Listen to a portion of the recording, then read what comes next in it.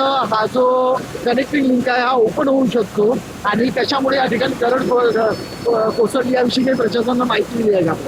तर ही जी आपण आता हे जे बघतोय ही पहाटे 3:30ला घडलंय. 3:30ला आपलं जे कंट्रोल सेंटर आहे त्यांना ते लगेच लक्षात आलं आणि त्यांनी लगेच अलर्ट दिला आणि बाकी आपण ट्रॅफिक थांबवली. त्यामुळं जे आपण एकदा आपण लक्षात घेतलं पाहिजे की जी सिक्युरिटीची सगळी सिस्टम बसवली आहे ही 24/7 काम करते ही वस्तुस्थिती आहे. आता इकडून जो पाण्याचा प्रवाह आपण बघतोय आपण पण सगळ्यांनी बघितलाय. हा प्रवाह यापूर्वी कधीच इकडनं आलेला नाही आहे. हा मोठा प्रवाह आल्यामुळे त्याच्या मागनं मोठे मोठे दगड आले आणि जो आपल्या दर्शनी भागाचा बीम आहे त्याचा ॲक्च्युली स्ट्रक्चर किंवा बोगद्याची तसा काही तो दर्शनी भागाचा बीम जो आहे तो वरनं खाली कोलॅप्स झाला दगडांकडून. आता बऱ्यापैकी हटवण्याचं काम झालंय. अजून 1-2 तासात सगळं काम संपल. हे झाल्यानंतर पोलीस डिपार्टमेंट वाहतूक किती चालू करायची इकडनं हे पोलीस डिपार्टमेंट निर्णय केला.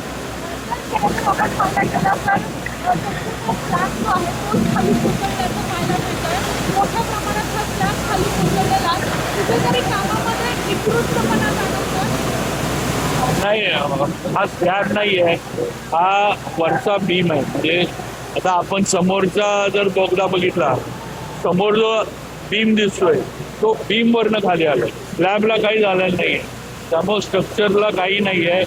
जो दर्शनी भागाचा बीम आहे तो वरनं दगडं त्याच्यावर आल्यामुळं पाण्याचं प्रेशर आल्यामुळं तो बीम वरनं खाली हे झालेलं आहे. बाकी कुठेही त्यांनी गेले असा धोका नाही आहे. कुठेही त्याच्यामध्ये काही स्ट्रक्चरल डॅमेज नाही आहे.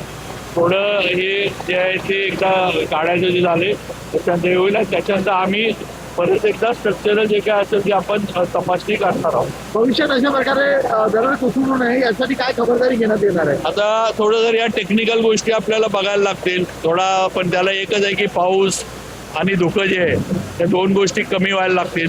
त्याच्याशिवाय ह्याच्या वर जाऊन म्हणजे डोंगरामध्ये काही उपाययोजना करणं गरजेचं आहे.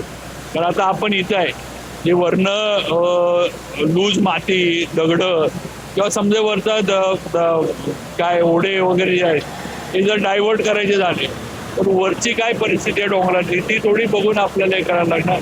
IITचे वगैरे आपण लोक बोलवलेले आहेत पण आत्ताच्या परिस्थितीत तर आपण बघतो की पाऊस चालू आहे, धुकं आहे, वारं आहे. त्यामुळे या तिन्ही गोष्टी आपल्या जे काही नियोजन करायचं त्याच्या जरा विरोधात आहेत. त्यामुळे हे थोडं कमी झालं की आम्ही IIT असेल टेक्निकल यांच्याकडनं त्याच्यावर जे असेल ते पुढची उपाययोजना करू.